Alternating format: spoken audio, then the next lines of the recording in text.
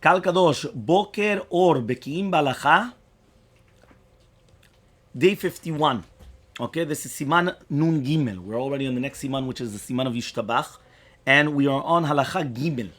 Okay, so Halacha Gimel says that a person should be careful not to make a pasek, not to make a hefsek, right, between the 13 praises. You remember yesterday we said there were 13 praises. Shir u'shvacha halel v'zimra. The Ben Ish Chai even said to count with your fingers. Shir u'shvacha halel v'zimra. Oz u'mimshala, netzach, kedula, gevura, tihila, v'tiferet, kedusha, u'malchut. 13. So therefore he comes and he says a person should be very careful not to make a hefsek, a pasek, between the 13 praises of HaKadosh Baruch Hu, v'amafsik onsho gadol. Says the Yishtabah, if somebody's going to make a hefsek, it's very serious. You know, like he's punished severely. This is not, mikom makom. Nevertheless, he says, don't say b'nishima achat. Meaning, you don't have to do shir v'chal v'zimra. Yeah? Yeah? Yeah, bli pasek. But it doesn't have to be with neshima achat. Right? Why? Ki tzarich la'omram b'ni'ima kemesader shivcho shel melech. At the end of the day, we're singing to HaKadosh Baruch Hu. Okay, this is going to be Halacha 235. Look in the footnote, 235. Of course, if someone suddenly hears Kaddish or Kedusha, he must interrupt what he's saying in order to respond. And he will not be punished for it. Right? The punishment mentioned here is meant for someone, right, who interrupts to speak when it is unnecessary. Although, right, he comes and he says like this, although that is going to be forbidden throughout Pesukei Zimra, the sin is more severe if it's going to interrupt a series of praises. If someone realizes that he will need to respond to Kaddish, so therefore pause beforehand. Meaning, don't go in the middle and now you're already there. No. You stop beforehand. The same thing, by the way, always applies to Kiddusha. Let's say, for example, you're behind. And you know that they're going to get to Kiddusha. So instead of coming, Baruch Atah Hashem Gal Yisrael, and now you have to answer Kiddusha, wait by Shirah Chadasha. That's what Shulchan Aruch says. You wait by Shirah Chadasha, you wait, you answer the Kaddish or Kedusha, whatever it is that you need to answer, and then what do? Then you're going to come and you're going to be able to, one second. Therefore, then you're going to be able to come and to answer. Why? Because you're not allowed to answer in the middle. Right? We have to say, Baruch Hashem Gal Yisrael, immediately you have to start, Hashem Sefetai Tiftach Ufi Yagid Tilatecha. So same thing, here the same thing. You're supposed to not make a pasek between the 13 praises of HaKadosh Baruch Hu. So instead of coming and making the pasek if you're already in the middle, what do? Wait beforehand. Once you're beforehand, then you can actually come and you can make the pasek. Halacha Daled now says, if someone suddenly hears Kaddish or Kedusha while saying the Yishtabah and before he begins the closing of Baruch Atah Hashem, so even if he's in the middle of the 13 praises, he interrupts. He just answers at any point that he would do in Pesukei Zimra, and once he begins the closing of Baruch Atah Hashem, he only can respond to the 5 Amenim of Hav Kaddish, but no other Amenim. When responding Yeshem Rabba, then he's going to respond until Yitbarach, but not until Damiram Be'alma. So this is exactly as Berachot of Kriyat Shema. Zot omeret, Yishtabah, if you guys pay attention, Yishtabah has a beginning part and a Beracha part. Zot omeret, it starts Yishtabah, Shimcha Lam, Elmaleh Gadol v'Kadosh, Moshe V'Marat Kilecha, Hashem Elokeinu, Elokei Avotenu, V'Yashir Shechal, all the 13 praises. Then it starts Baruch Atah Hashem Melech Gadol. So before Baruch Atah Hashem, what happens is that you're going to come and you're going to answer like Pesukei Zimra. Once you get to Baruch Atah Hashem, now you would only answer like Berachot of Kriyat Shema and Kriyat Shema. So what's the difference between Pesukei Zimra and Berachot of Kriyat Shema? So Berachot Kriyat Shema, you're only going to answer first 5 Amenim of Kaddish. And you're only going to answer Yeshem Rabbah until Yitbarach. During Pesukei Zimra, you answer all the Kaddishim, all the Amenim of Kaddishim, and you answer Yeshem Rabbah until Damiram Be'alma. So those are going to be the differences between Berachot of Kriyat Shema and Pesukei Zimra. Okay? Siman Nun Daled. Siman Nun Daled says other halachot of Yishtabah. Halacha number 1. The blessing of Yishtabah does not have the regular openings of Baruch Atah Hashem of most blessings, and this is because it's a bracha smucha lechaverta. It's connected to Baruch She'aman. The blessing of Baruch She'aman starts the Pesukei Zimra, which is right, and the blessing of Yishtabah finishes it.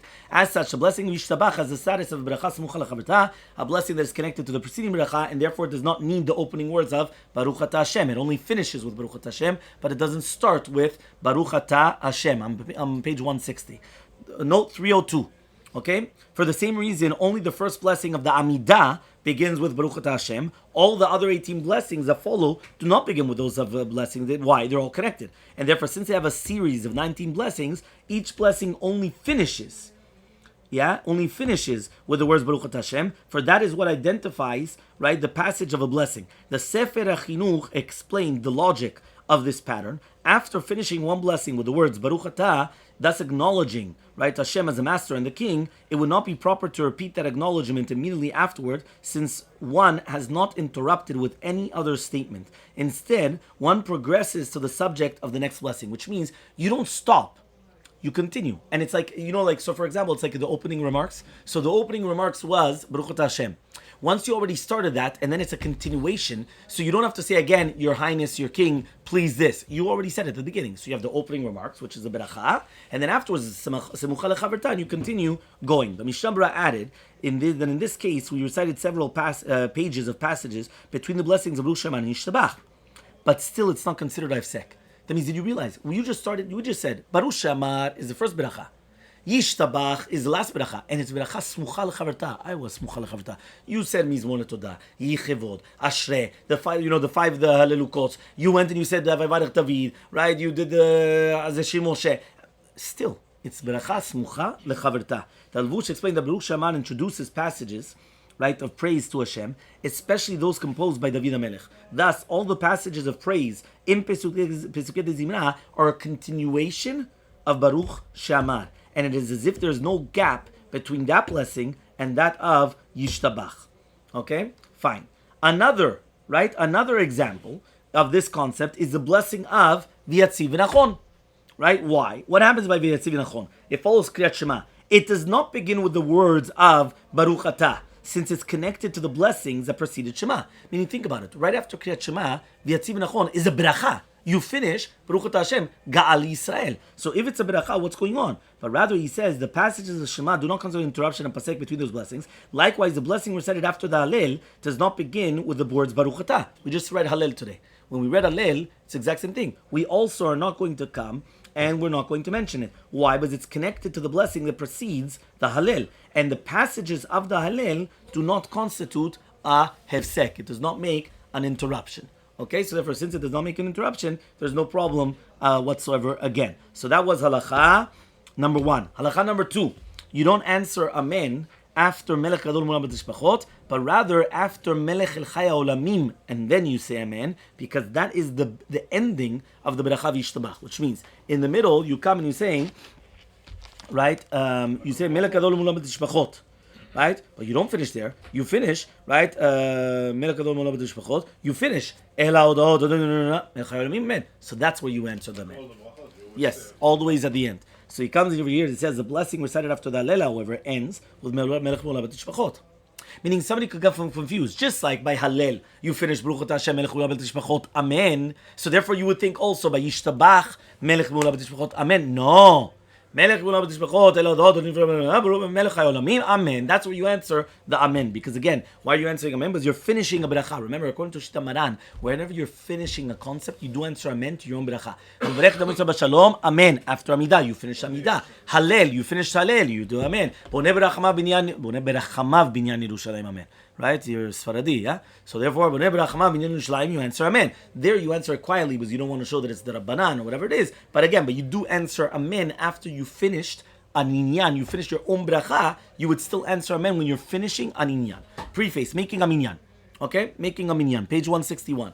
The Gemara Masechet Megillah teaches that in order to recite the prayers that are considered sacred, that means basically anything which is Davash B'Kedusha, you always need 10 people. They have to be present. That they learn it from V'nigdashi B'toch B'nei Yisrael. I'm going to sanctify myself B'toch B'nei Yisrael. The term among, B'toch, is translated also Yibadlu Mitoch HaEdah Azor. That means just like by the concept of Korach, you had a toch, and you had the entire concept of the Meraglim. The same term was used by the Meraglim where it says Ad Matai La'edah Hara'ah Hazot, so Ha'edah. So therefore, we're doing Betoch and Edah. Edah from Korach, from Edah to the Meraglim. The Meraglim were 10 bad spies. Right, there were 10 sour spies, and they were Ibalumi Toch Edah, right, Edah of Korach. Now, since it says Toch by Korach, and it says V'nigdashi B'toch B'nei Yisrael, so just like by the Meraglim is 10, so to by Korach is 10. And just like by Korach it said B'toch, so to V'nigdashi B'toch it says 10. So therefore from there we're going to learn that there always needs to be 10 people for any Dvarim Shebikdusha. You heard? For Dvarim, you need 10.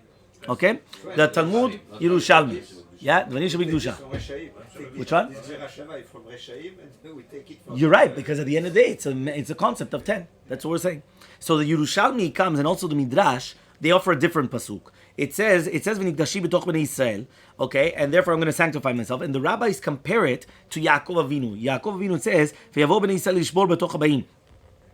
And then it says v'yeredei Yosef asara, which means it says like this. He says, since it says betoch v'nikdashti betoch bnei Yisrael, and it says v'yavo bnei Yisrael lishbor betoch habayim. So betoch, since it says betoch by dvarim shebekdusha, and it says betoch by the brothers of Yosef that they went down to get food, and there it says vayeredu achei Yosef asara, there were 10. So therefore the midrash they actually learn a different place where you have to have dvarim shebekdusha that you learn 10 people. Rabbeinu Tam quoted by Rabbeinu Bechiyai in his commentary to Vayikra. He said that the passage we have traded in Sechem Megillah is a mistake. And it should be exactly the way that it is in Talmud Yerushalmi. Meaning there's a Bavli and Yerushalmi. The Bavli learned it from Betoch, from Korach, and Korach from Meraglim. Here the Midrash comes and it says, no, it's Betoch, V'nikdashi Betoch Bnei Yisrael, from Betoch, the ones where they're going down to Mitzrayim. So therefore this is maybe for Michelle, that it's something positive. It's something that's not Reshaim, it's actually Tzadikim, okay? The Eshkol cited in another source. He comes and he says for the concept of a Minyan, although there's not a source for defining a Minyan, as page 161 on the bottom. 161 on the bottom. Okay, the Eshkol. He comes and he says that when we're talking about a minyan, the minyan has to have 10 people. They learn from a pasuk, b'makelot baruchu Elohim, Hashem mimekor Yisrael. What does that mean? You have to bless HaKadosh Baruch Hu, Rabbi Makelot, Kihila. Kihila is a congregation. Now it says, and Hashem, he says, is from the source of Yisrael. The Rav Menachem Amidi, so the Midi comes and he actually says that this pasuk is the source of halacha that women or non-Jewish slaves cannot be counted as a minyan, since the term kahal does not include women or slaves. So for a deeper explanation of the Eshkol's teaching, you have to see the halacha b'ra, but he's basically saying that since it's b'makelot baruchu Elokim, that you have to bless him in a congregation, so from there they learned that a woman and also slaves cannot do it. So whatever the source is, it doesn't matter what, but he just says the Rambam rules that a minyan is necessary for specific elements of their prayers. This is likewise Shulchan Aruch. What's the significance of having 10 people present? Is it possibly based upon the Gemara that says that Shekhinah, he only goes when there's 10 people. So now it makes sense. If there's 10 people, the Shekhinah comes and it resides as Shekhinah on top. So therefore we're waiting for 10 people, and now we have 10 people, and now we could have the Shekhinah. So we say Dvarim Shebikdusha. What is the definition of Dvarim Shebikdusha? What is holy things? What are we talking about? A careful examination of list of prayers for which a minyan is needed reveals that each of them involves an interaction between one person and other people. Kaddish, Kiddusha, Barechu. The cantor calls for other people to join in. Meaning, if you pay attention, everybody comes together in Kiddusha. Everybody comes together in Kaddish. Meaning they're coming, you guys should answer, man. You guys should come and say Kiddusha with us. You guys should... So anything that has to do with that it's a group, that means we're calling on each other to it. It's not just about you're by yourself, you're a solo. No solos here, you understand? So if it's a solo, you don't need a minyan. But if it's be'emet that we're calling on each other to participate, so then you need a minyan. The main purpose of the repetition of the Amidah is also for other people, that they cannot recite it for themselves. So the Torah, right, is also, the Kriyat Torah is specifically so that way other people can hear the Torah, and the Kohanim also, they bless the people in front of them, because you need people involved. So they're blessing people. If there's no people, you're not going to bless. So therefore, again, anything which has to do with an interaction between one person and another person, that's what we're saying that you have to have. That's called Dvarim Shebikdusha, and you're going to need 10 people. Is it a Torah law or not? Which means, Mina Torah, do you need a minyan or not? So Rabbeinu Nisim, the Ran, on Masechet Megillah says that although the Gemara cites a source from the pasuk for the concept of minyan, now again, we brought many different pasukim. We brought down V'nikdashi b'toch Bnei Yisrael, then we learned it from different places. How do you know 10? And then it continued going for a bit, different. He says at the end of the day, he comes and he says from the pasukim and minyan for certain prayers, the halacha is an institution of the Chachamim, and it's not a Torah law. The Talmud uses the verse as an asmachta, which means it's a hint supporting our sage's decision. After all, right, the Ben Nisim Kinidin says all the elements and rules of the tefillot were instituted by Chachamim. So therefore you can't say that the concept of a minyan is doraita, because at the end of the day everything was the Rabbanan. It brings the pasuk, asmachta. Asmachta means it's like a base, meaning the Chachamim come and they say that we should have a minyan. There has to be some type of a hint of a basis why the Chachamim say such a thing. You base it upon a pasuk, but it's not that the pasuk is, this is an obligation. Okay, because it can't be Vina Torah. Okay? Nevertheless, we learn from Avraham that he instituted Shachrit, but whoever said that he had a minyan, right? Okay, fine. But whoever said that you need a minyan? Again, one more time. The last paragraph on page 162. Nevertheless, Rav Chaim Vital wrote in Shara Kavanot, right, that the rule requiring us to recite these prayers in presence of minyan is a Torah law, derived from the verses described above, right? That means, according to Rav Chaim Vital, he holds that it is Doraita. Okay? From the same Pesukim, but he holds that it is Doraita. Despite this opinion, Maran Rishon LeZion ruled unequivocally that the need for a Minyan is not a Torah law. The Mishabura concurred with this ruling, adding that it is so even according to the Rishonim who ruled that the mitzvah of prayer is Torah B'la Geshe, which means the Mishabura, one more time, you have the Mishabura, you have Rav Vadi Yosef, not like the Rav Chaim Vital. That means even according to those Rishonim that hold that you have a mitzvah to say Doraita to pray every single day, right? That it's once a day. Even according to those Rishonim, still it's not going to be Doraita, the concept of Minyan, but rather the Rabbanan.